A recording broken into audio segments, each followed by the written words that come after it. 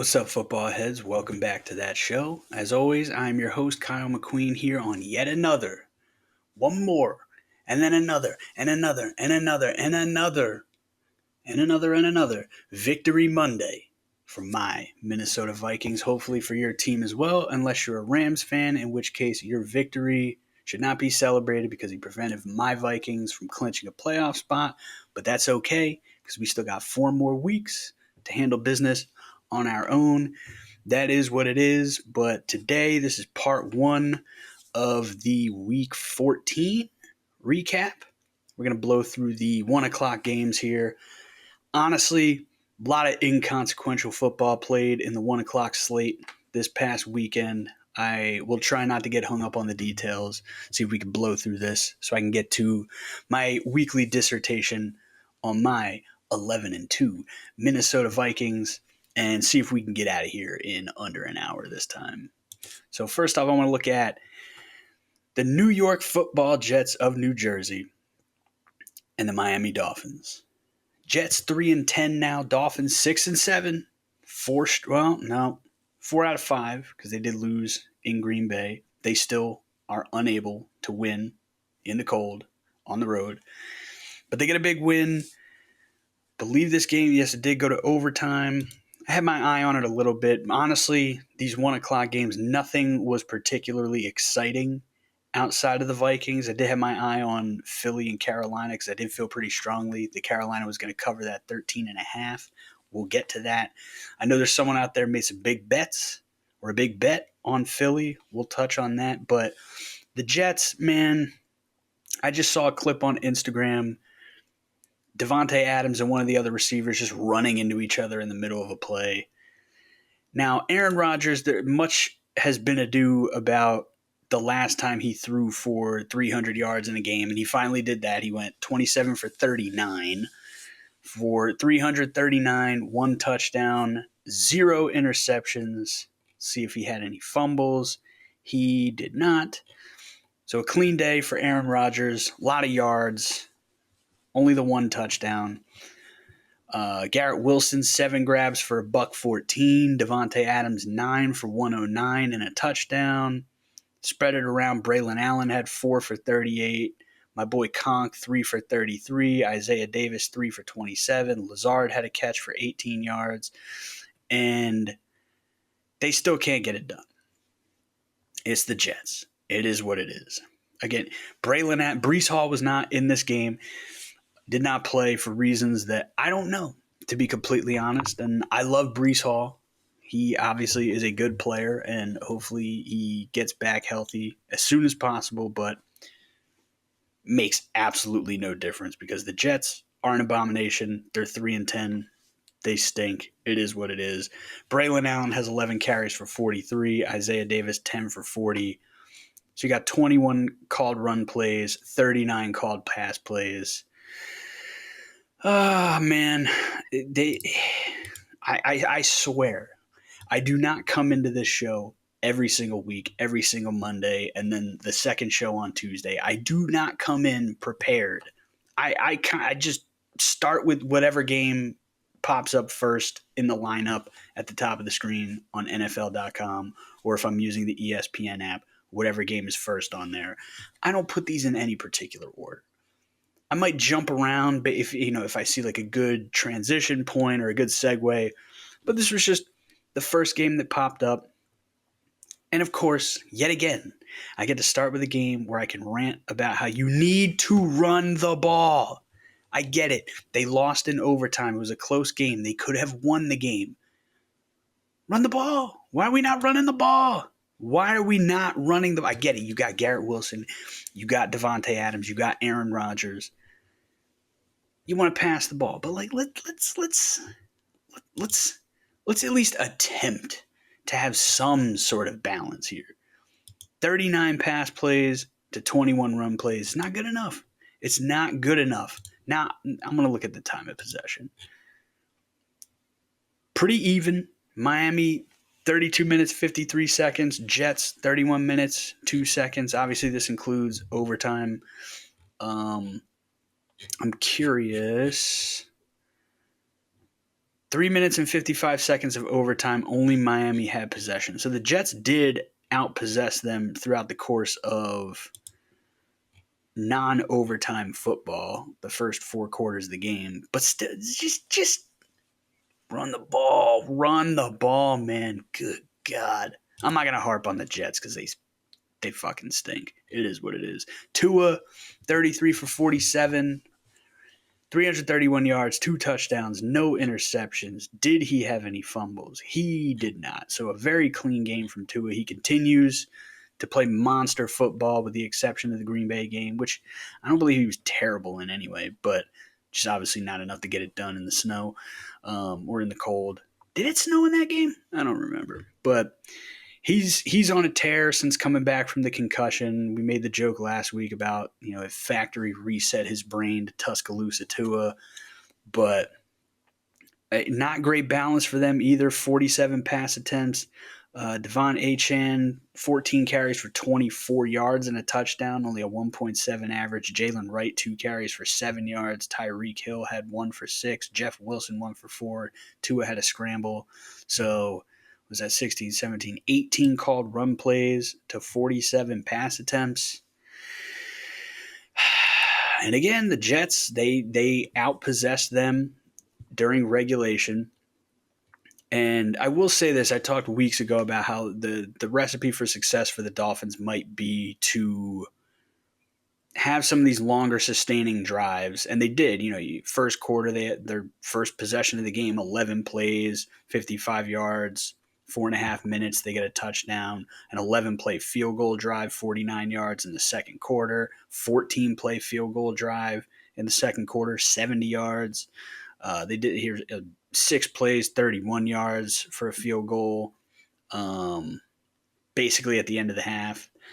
7-play drive that resulted in a punt, 5-play for a punt, 11-yard touchdown drive, 37 yards, 8 plays for a punt, 7 plays for a field goal, and then 9 plays, 70 yards for a touchdown in overtime. So, they were having some long sustaining drives, but if you think of if and again, the Jets have a very talented defense. Achane was not doing well on the ground, 14 carries for 24 yards. So if you want to say, listen, we're just not running the ball, we're having a lot of success through the air, fine. You win the game, fine. But I don't know.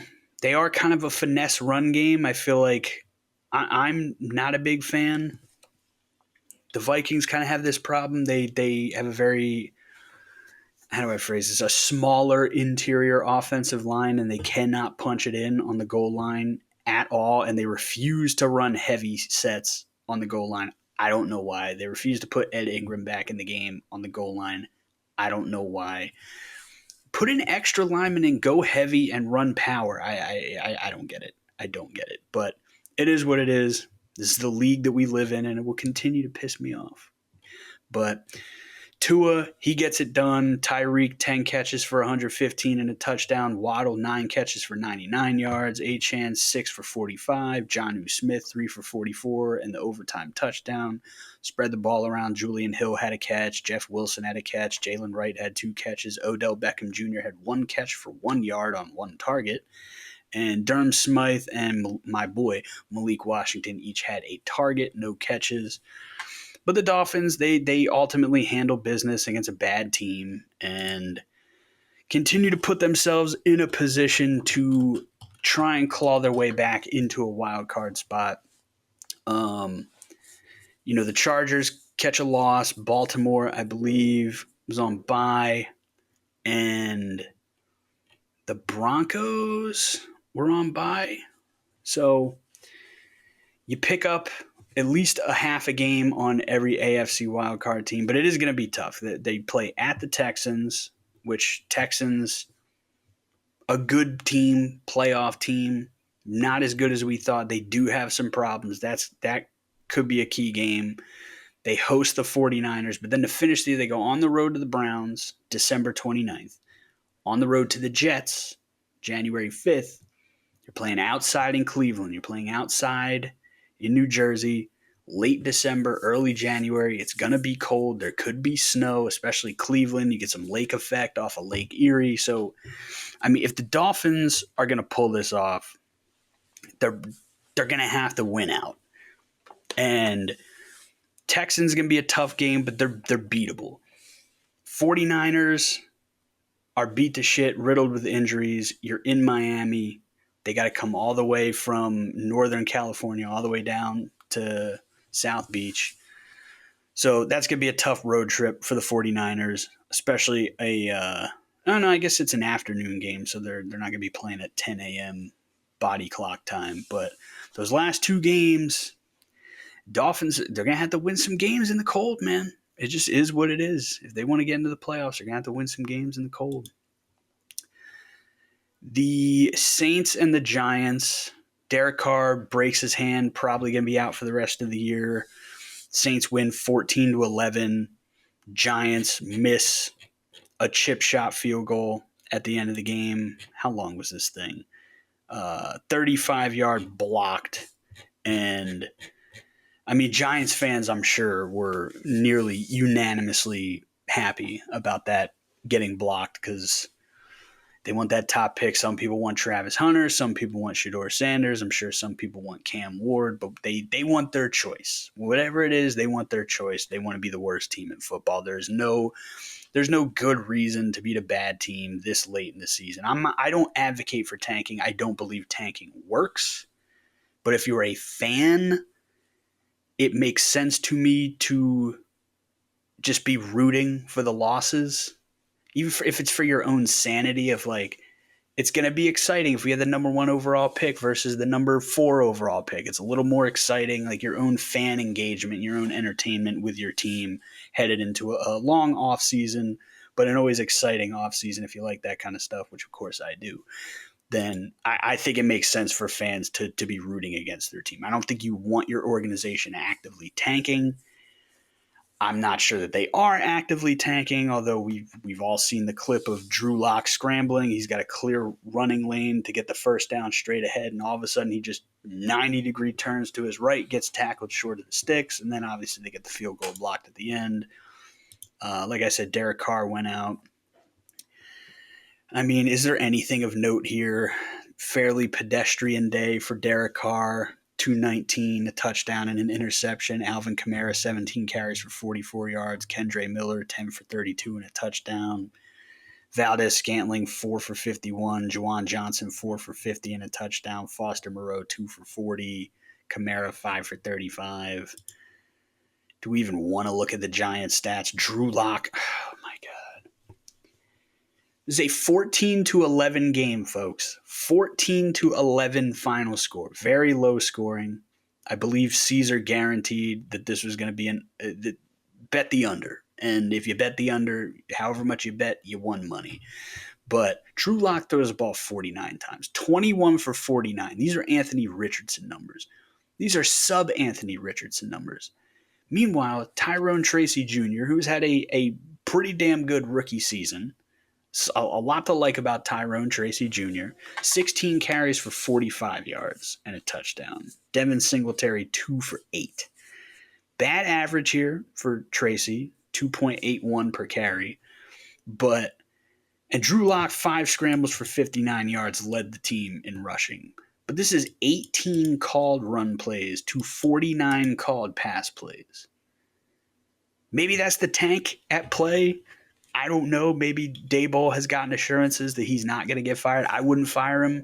I think you've seen what he can do. Like, he made the playoffs. Did he win? He might have won Coach of the Year in his first year, where they went to the playoffs with Daniel Jones and beat my Minnesota Vikings in a much publicized affair. But yeah, Daboll, he kind of was the one who brought Josh Allen along and turned him from this raw prospect from Wyoming into this year's current MVP. But I wouldn't fire him. But you got Drew Lock throwing the ball 49 times against 18 called run plays. Come on, man. I'm not wasting any more time on this game. Saints, they're 5-8.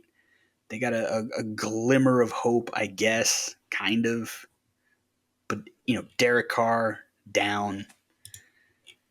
Who's coming? Who's filling in for him? I don't know. Does it matter? Probably not. And the Giants are dead. Now I'm going to skip that. We'll do Cleveland. The Cleveland Browns 3-10. Pittsburgh Steelers 10-3. Steelers looking for revenge from the snow globe game from a couple Thursdays ago. They get the win 27-14. They were up 27-7 headed into the fourth quarter. And what do you know? The Cleveland Browns, they don't listen. Jameis Winston, 24 for 41. 2 touchdowns, 2 interceptions. And rushing, the great Nick Chubb, 11 for 48, 4.36 average. Jerome Ford, 10 for 28.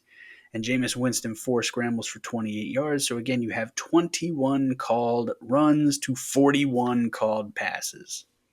And you lose the game. What are we doing? Jerry Jeudy, another nice, solid game. 5 catches, 64 yards, and a touchdown coming off the monster revenge game against the Broncos in Denver last week on a Monday night. And Njoku, 7 grabs for 42 and a touchdown. They spread the ball around. Elijah Moore got some catches. Jerome Ford, Jordan Akins, Mike Woods, Pierre Strong, yada, yada. Nothing significant. I did see Kadarius Toney got in for 2 plays. He fair caught a punt and then got a 15-yard penalty for throwing the ball at a guy's face, and then he muffed a punt. So Kadarius Toney,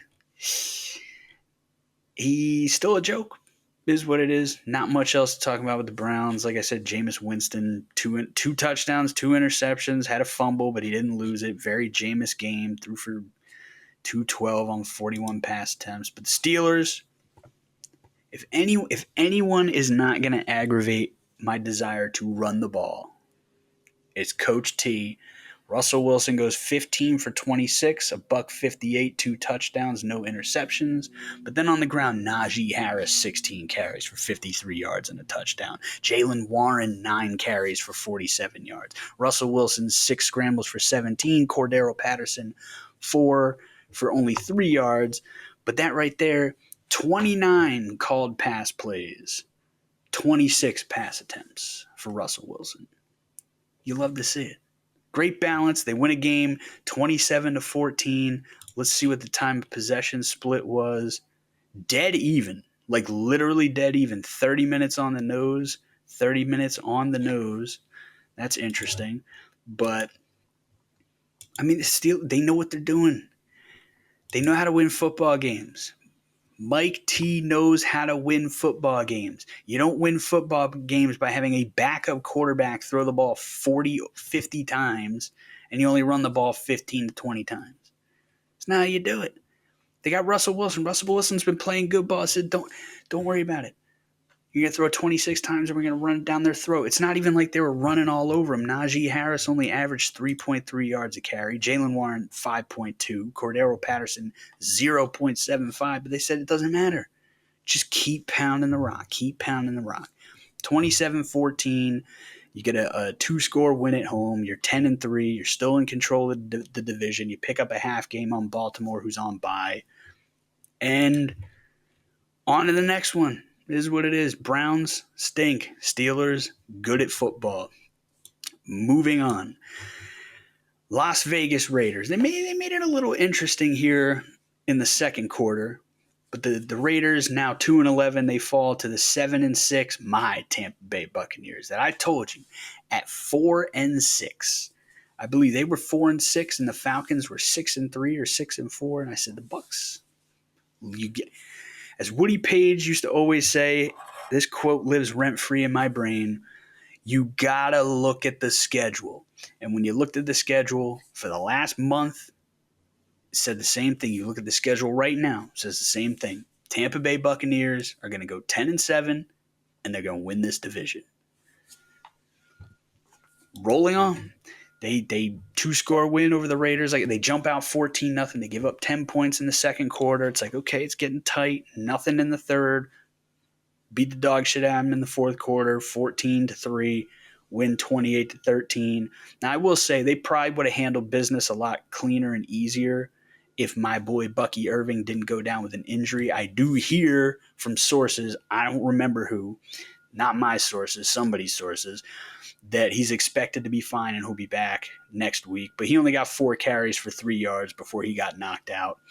Rachaad White, 17 carries, 90 yards, and a touchdown. Sean Tucker, 3 for 47, averaging over 15 yards a carry. Baker Mayfield, 2 scrambles for 12 yards. But that right there, 24 called runs to 29 called passes. Baker, not his cleanest game, 18 for 29, 295, 3 touchdowns, 2 interceptions, and a lost fumble. So 3 touchdowns, 3 turnovers. Not his cleanest game. The Raiders, every once in a while, they're capable of turning the ball over. They're capable of doing some things. They still got Max Crosby.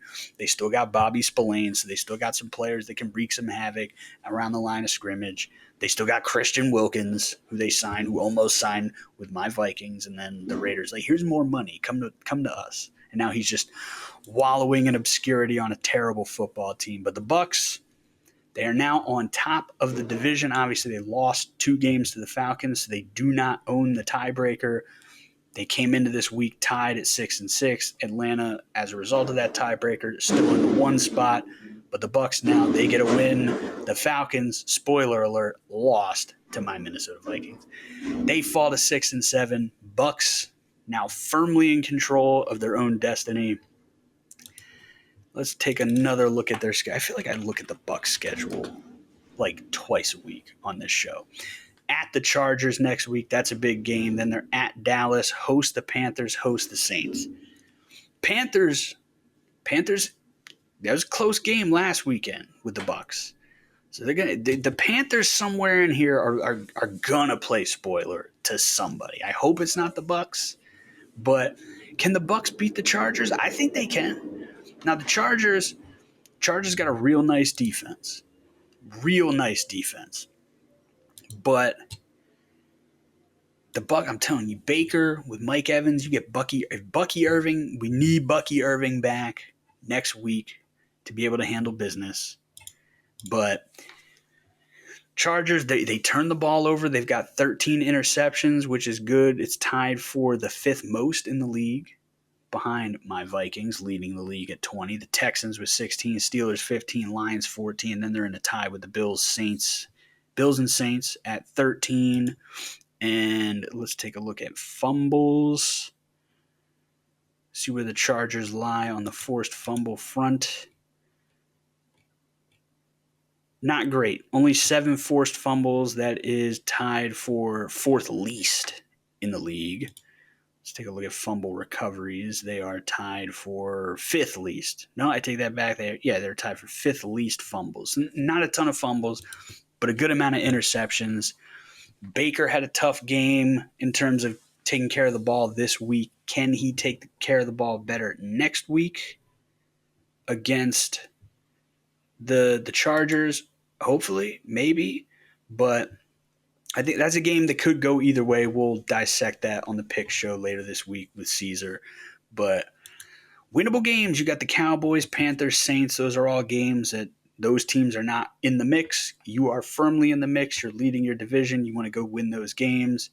The Falcons, I'm not sure it even matters to check the schedule right now because they are free-falling terribly.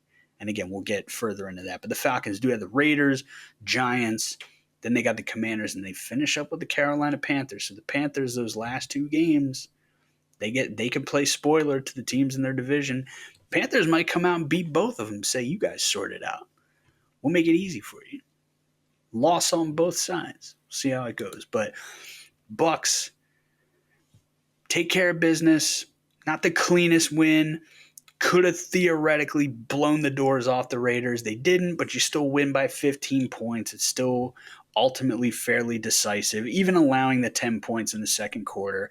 I don't feel like it really felt like it was in doubt. If you're a Bucs fan, you might be a little pessimistic because fans are pessimists, and Bucky Irving goes down and he's been fantastic. But Rachaad White takes care of business with 17 carries, 90 yards. Good split, like I said, 29 pass attempts to 24 called runs.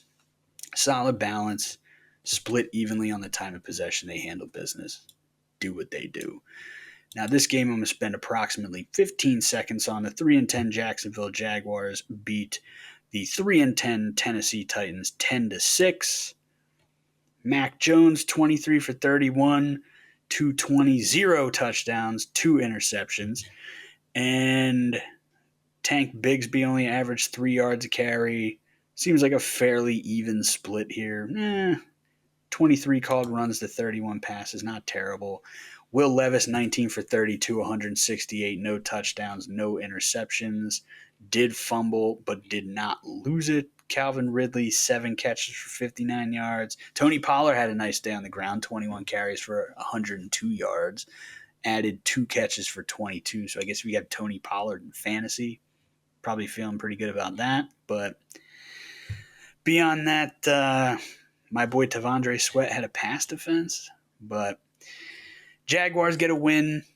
Could take them out of contention for that number 1 overall pick. So I guess that's the thing of consequence from this game. Beyond that, who gives a shit?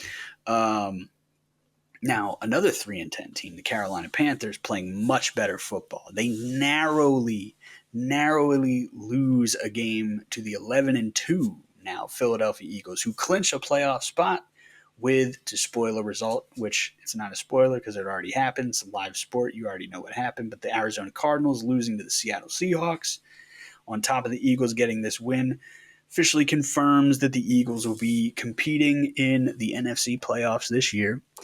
Which, I mean, there wasn't any doubt they were going to get it done, but it's nice to formally have that on your resume to be able to, if you're a fan, exhale, be like, okay, even if we collapse completely, which they did last year, but even if you collapse completely, we're still in the playoffs. It is what it is. We're getting bonus football in Philly. Maybe not in Philly if they've collapsed completely and the Commanders come back, but we're getting bonus Eagles ball if you're an Eagles fan, but they escaped with a win 22-16. Bryce Young, man, he's looked a lot better in recent weeks.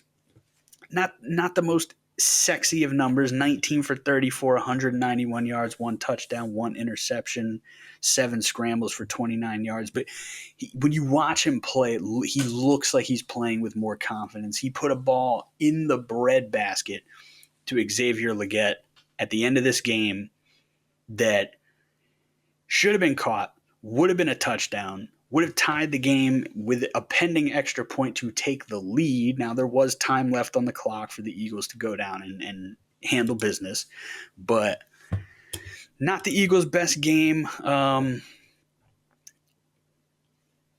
the worst game. I know. What did Caesar say? Let me pull some conversation up from yesterday. This is from Caesar, the noob football fan himself. Eagles did not look like the juggernauts they've been the past 8 weeks. Struggled hard, even though they pressured the quarterback a lot. Tackling and run defense struggled, and the run game struggled. So let's take a look at the Eagles stats. Jalen Hurts, again, just not asking him to do hardly anything. Smitty was back, Devontae Smith. But 14 for 21, 108 yards, 2 touchdowns, no picks. So he played a clean game. He fumbled once, didn't lose it. A.J. Brown, 4 grabs, 43 yards. Devontae Smith, 4 for 37 and a touchdown. Grant Calcaterra, 3 for 16 and a touchdown, filling in for Dallas Goedert, who didn't play. And then just some other Mickey Mouse numbers here. Kenneth Gainwell, 2 for 7. Jahan Dotson, 1 for 5. So not really hardly anything going on in the passing game. But Saquon is Saquon. He ran the ball 20 times for 124 yards. Jalen Hurts added 8 scrambles for 59 yards and a touchdown. Kenneth Gainwell, 3 for 26. So they handled the ball. Caesar says their run game struggled. I don't see that. Saquon, 120. I mean, when you're used to Saquon putting up 250, 300 yards, it's like those games where I look at the box score and Justin Jefferson has 7 catches for 99 yards. It was a quiet game for Jets. It's like he had 7 catches for 99 yards.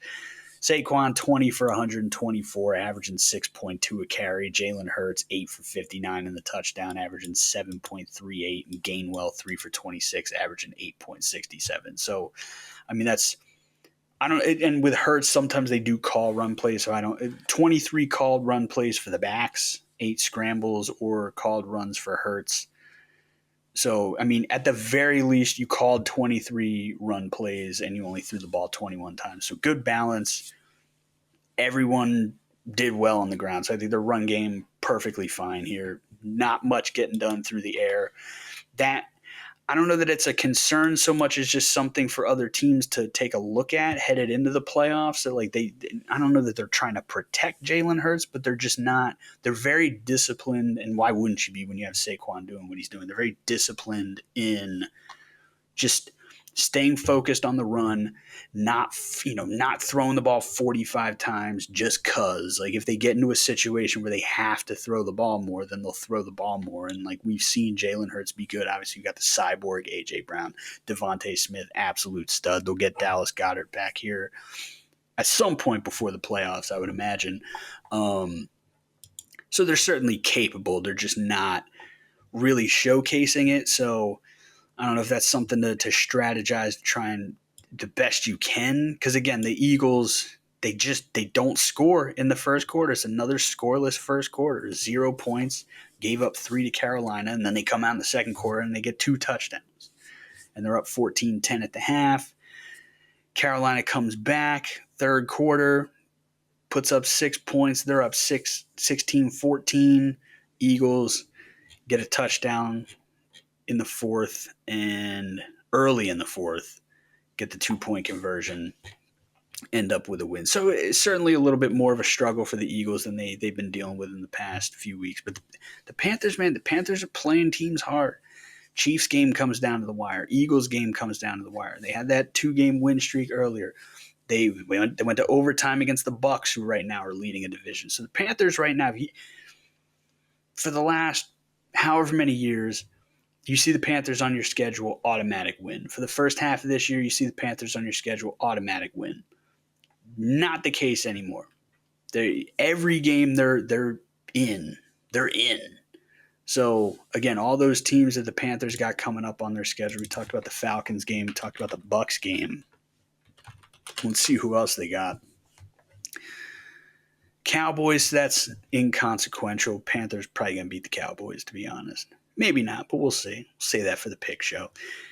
And then they host the Cardinals, who are now back under 500. They're on a skid, 3-game skid, I believe. Went from 6-4 to 6-7. They're now 2 games back, and they lost the head-to-head to the Seahawks, so they're effectively 3 games back of Seattle. They're a game back of the Rams. So the Cardinals need some wins here.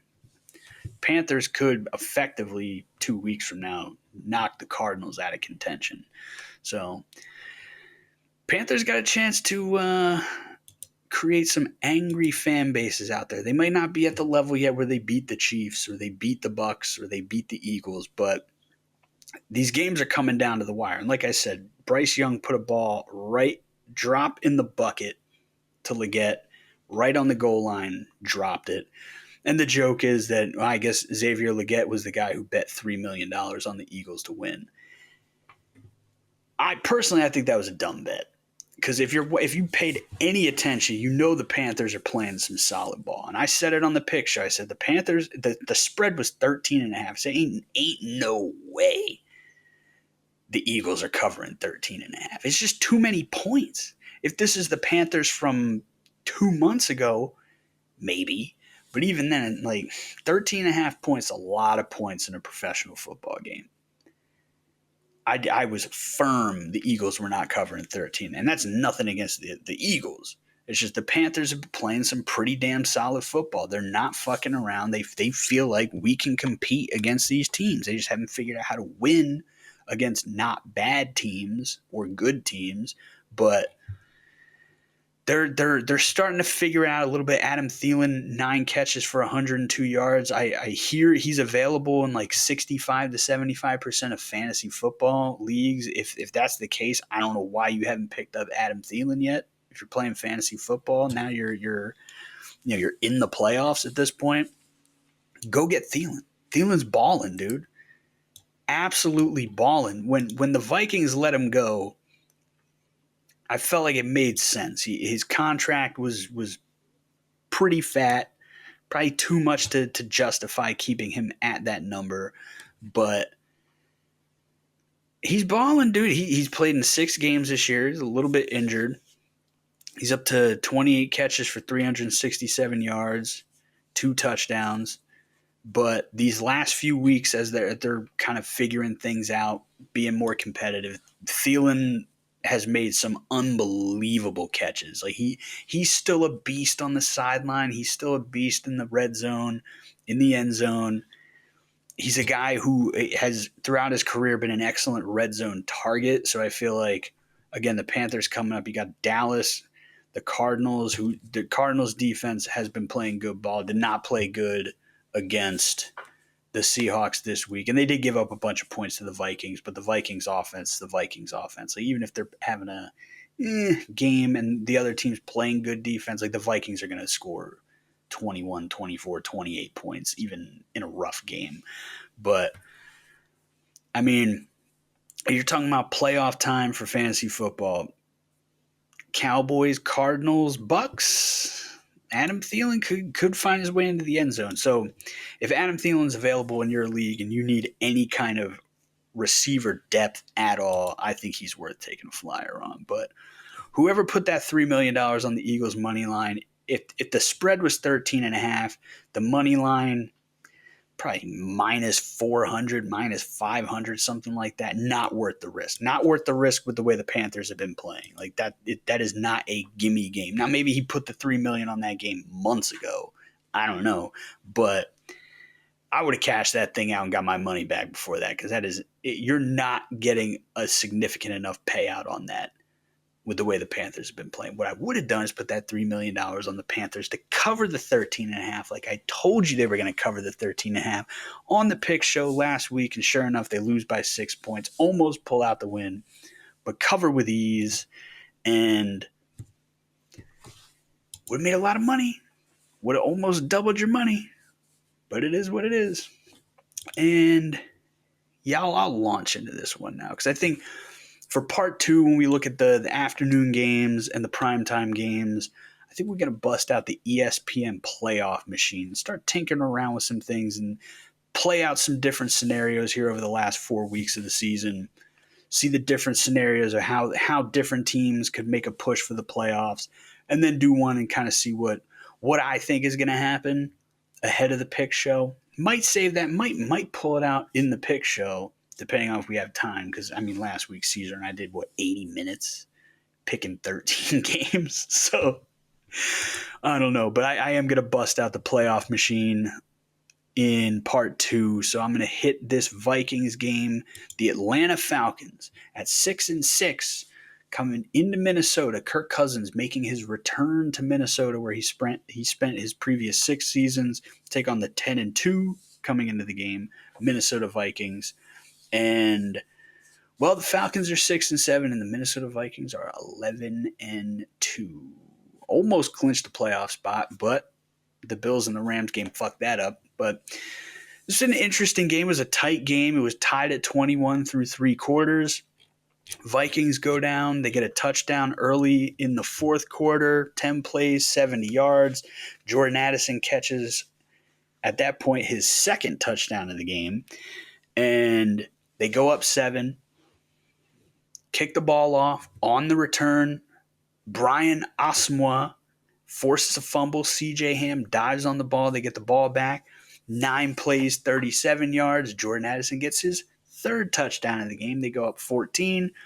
Then I believe this was the Byron Murphy Jr. interception in the red zone, in the end zone, going into the end zone, and I'm screaming at my television as he's running through the end zone, bring it out, bring it out. They're going to put the ball on the 2-yard line again like they did with Cam Beasley a couple weeks ago. He decides to kneel on it, and at least they changed the rule where if that happens, it used to be a safety.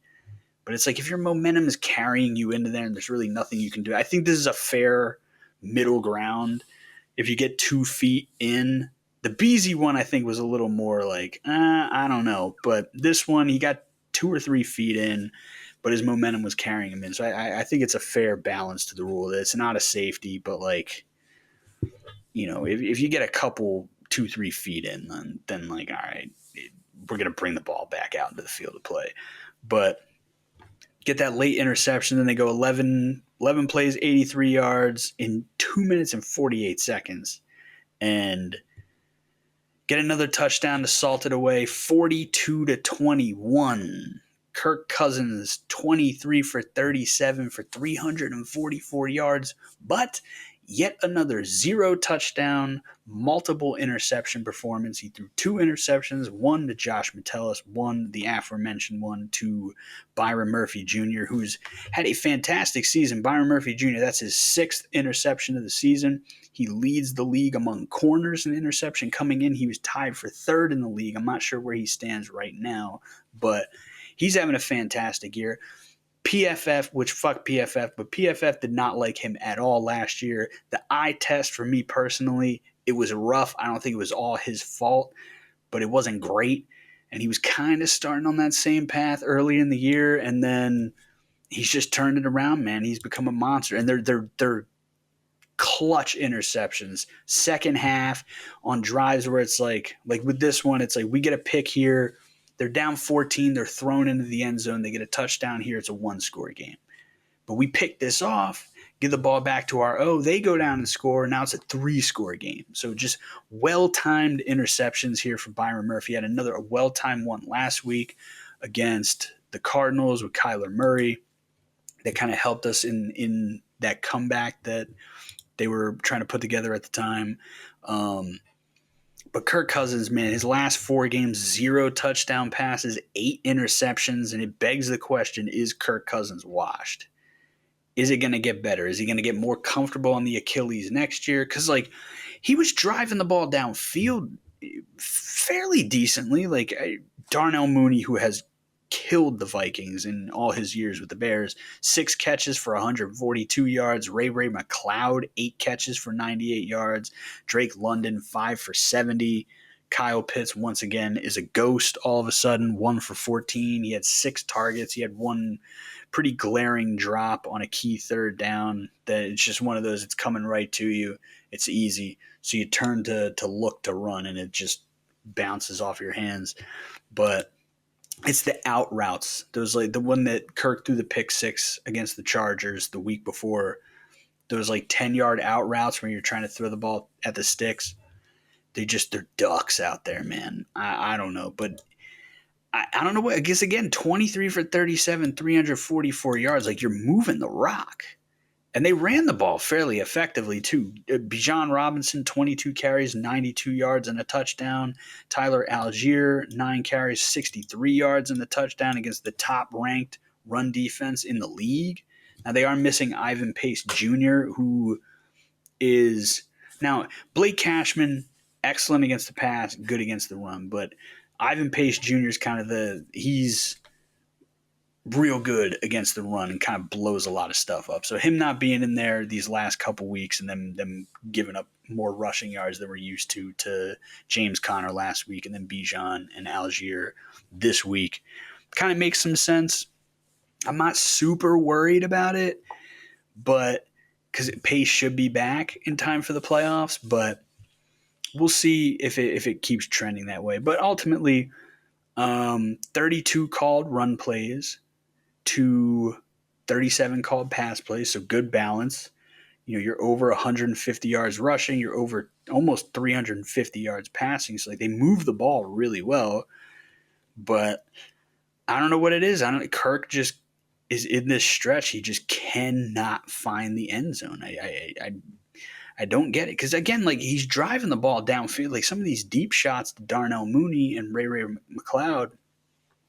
He's getting the ball down there, but these out routes, they're tough to watch, man. I don't know. But the 2 interceptions and then the Ray McLeod fumble on the kick return that Brian Asamoah forced, CJ Ham recovered. Just that, that's the key to the game. Vikings, clean game, no turnovers.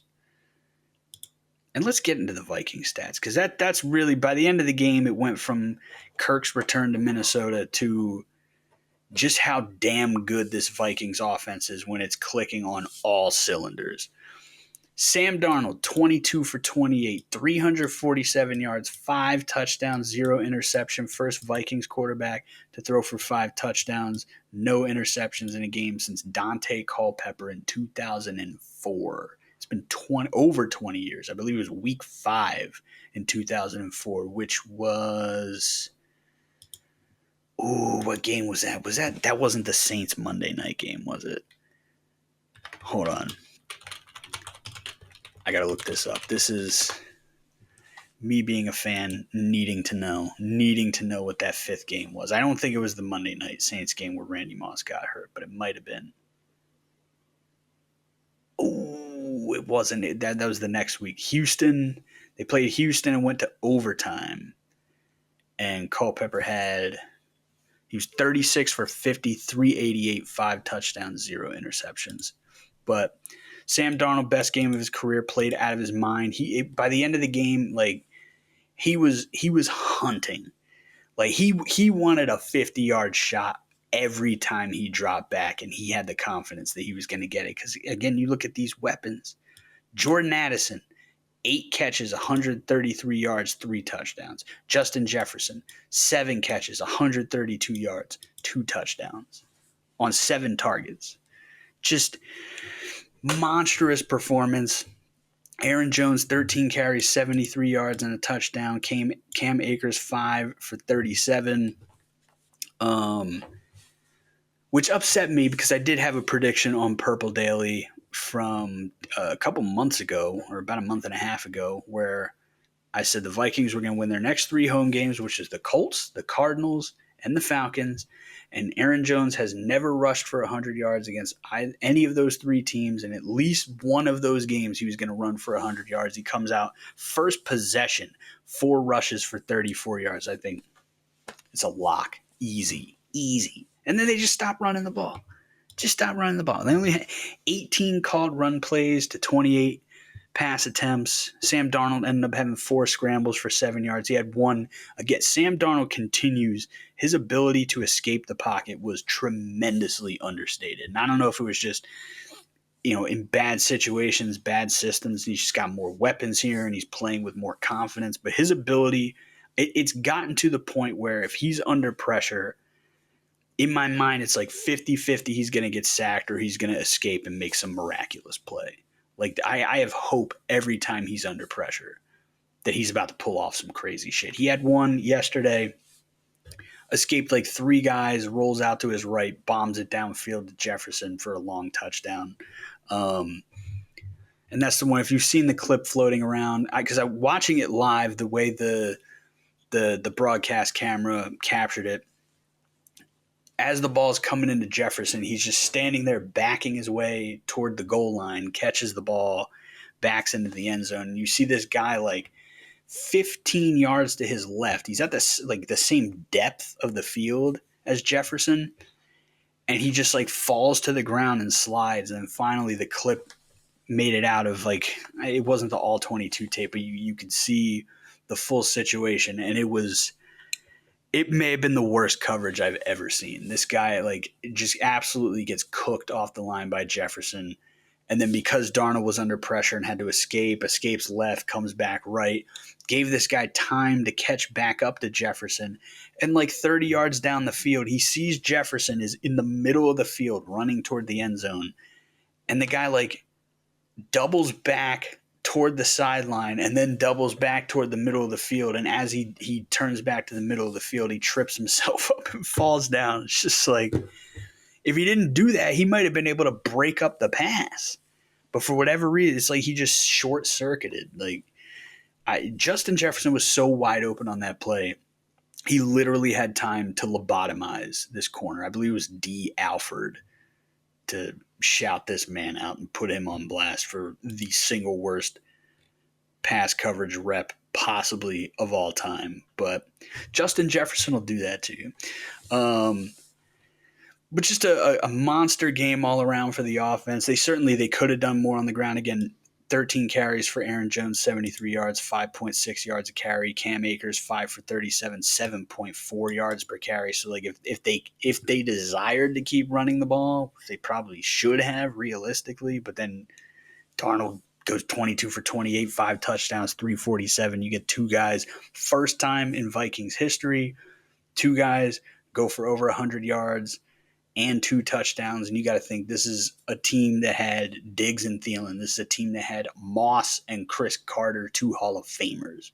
And this is the first time this has happened. But Jordan Addison on pace for his first 1,000-yard season, on pace for another 10-touchdown season, on pace to start his career with back-to-back 10-touchdown seasons. Jefferson finds the end zone for the first time in 6 weeks, and he finds it twice, once on a deep ball, once on a shorter pass. But this is the type of game you expect from Jefferson. 7 grabs, 132, and a couple touchdowns. Jordan Addison on the deep ball is like he could be in double coverage. And there was another one that he drew a 40-yard penalty on, where even through the penalty, the ball got like right into his breadbasket, and he let it slide through. The guy was kind of pulling his arm down, but he got both hands on it, and he let it slip, and you could tell he was pissed. Like, they got the 40 yards on the penalty, but he's like, dang, I could have had another 40. He could have had 9 catches, 170-something yards, and 3 touchdowns. Jordan Addison down the field, Jordan Addison on the sideline, Jordan Addison on a deep dig route across the middle of the field, Jordan Addison near the goal line, just a stud. You look at him and he's so small that like you feel like there's a cap on how good he can be, and then you watch him play in a game like this, and it's like, this guy is unbelievable. He kind of gets overshadowed because Jefferson is the best receiver in football, but like, you see a game like this, you can't tell me that right now, I'm not saying overall, but right now, it's the best duo in the game for sure. So it was a treat to watch. Obviously, a lot of vindication for the front office, for Kwesi, having the balls to say, you know what, we're drawing a line in the sand. We are not going to give Kirk more money than this. We're not going to give Kirk more years, more guaranteed dollars on his contract than this. Kirk wanted more. He could have got more from the Falcons. Kwesi said, we're not doing it. We can't do it. We like you. We would love to have you back, but it's got to work for both sides. And what you want doesn't work for us. And they had the balls to walk away from that, and the balls to say, you know what? Sam Darnold. Because they didn't go to the draft yet. And you look at all the teams ahead of them that drafted a quarterback, there was no guarantees that they were going to get a quarterback in the draft. Or one that they like, at least. Now they end up getting J.J. McCarthy, who they love, but there was no guarantee. So it was like, we're going to let Kirk Cousins walk. And Kirk, we know what type of numbers he's put up over the course of his career. And especially him paired with Kevin O'Connell. But coming off the Achilles, the amount of money he was commanding, the amount of money Atlanta was willing to pay, to have the balls to say, we're going to let you walk, and we're going to sign Sam Darnold 1 year, $10 million. I laughed at it. I was like, Sam Darnold, $10 million? Like, I get you're going to draft a guy, and like, that's going to be the guy, and this is just a bridge quarterback situation. But $10 million for Sam Darnold? Here we are, Sam Darnold, December 8th. 22 for 28, 347 yards, 5 touchdowns, no interceptions, no fumbles, another clean football game. You love to see it. The Minnesota Vikings, I said it last week, it's time to stop sleeping on them. I'm not saying they're a top contender. I'm not putting them in the same category as Detroit. I'm not putting them in that category just yet. But they can beat Detroit. Because, again, the Minnesota Vikings are 10-0. When Blake Cashman plays. Blake Cashman did not play in that Detroit game. Blake Cashman is a difference maker, a massive difference maker. And it showed they're 10-0. 10-0 when he plays. They give up 17 points a game when he plays. 17 points a game. That's the second best number in the league. When he plays, their average points they give up is the second best in the league. Can't deny it, man. They give up a 75 passer rating when Blake Cashman plays, which is the best in the league. When Cash is out there, good things happen. And thus far, every time he's out there, a dub happens. So I said it last week. I said it the week before. This is not the 2022 Vikings. This is a very different team. This is a team with a much bigger threat defensively. This is a team with a quarterback that I'm not going to sit here and say Sam Darnold cohesively is better than Kirk Cousins at Kirk's best, but Kirk at his core is conservative. Darnold at his core is trying to hunt downfield. Now that could tank some games for you. Could not. But at the very least, you know if you need to make some plays happen, Sam Darnold ain't afraid of it. And his escapability is fantastic. And Kevin O'Connell, it's vindication for him as much as it is for Kwesi that we could say for sure that this dude is the quarterback whisperer. Sam Darnold, 22 for 28, 347 yards, 5 touchdowns, no turnovers. Turned Kirk Cousins into by far the best version of Kirk we've ever seen. The Pastronaut happened under Kevin O'Connell. Nick Mullins, multiple 400-yard passing games under Kevin O'Connell. You got to give it up for the man. You got to give it up for him, and you got to give my Vikings their due respect. I'm not saying they're going to the Super Bowl. I'm not saying they're going to beat Detroit. I'm not saying they're going to beat Philly. I'm not saying if they do beat both those teams and go to the Super Bowl that they're going to beat the Chiefs or they're going to beat the Bills or they're going to beat the Ravens. I'm not saying all that. All I'm saying is you cannot deny that the Minnesota Vikings right now are a great football team. And they can beat absolutely anybody on any given Sunday in this league. And going into the game, you better give them their due respect or you're going to get beat 42-21 like the Falcons did. That's all for part one. Part two will be coming out tomorrow. This one's going to come out, like I said, here on a glorious Victory Monday, here Monday night. We'll have a Let Me Talk to You Tuesday tomorrow. We'll get to those 4 o'clock games, the primetime games, bust out the playoff machine via ESPN, take a look at some playoff scenarios, and don't forget to hit the like button, hit the subscribe button, go on Instagram, follow us on Instagram at Football Heads Show with 2 S's, Football Heads Show, 2 S's. Follow us, like us, subscribe to us, tell your friends, please comment. What am I missing about your team? What should I be talking about with your favorite? Unless you're one of these dog shit teams, in which case we ain't going to talk more about you. Sorry, it's too late in the season. It's too late in the season to be talking about bad football teams. But comment, what should we be talking about? What am I missing? What are the national media Muppets missing? Let us know. Like, subscribe, follow, do all that good stuff. And as always, till next time, which will be tomorrow, take it easy, football heads. Move it, football head!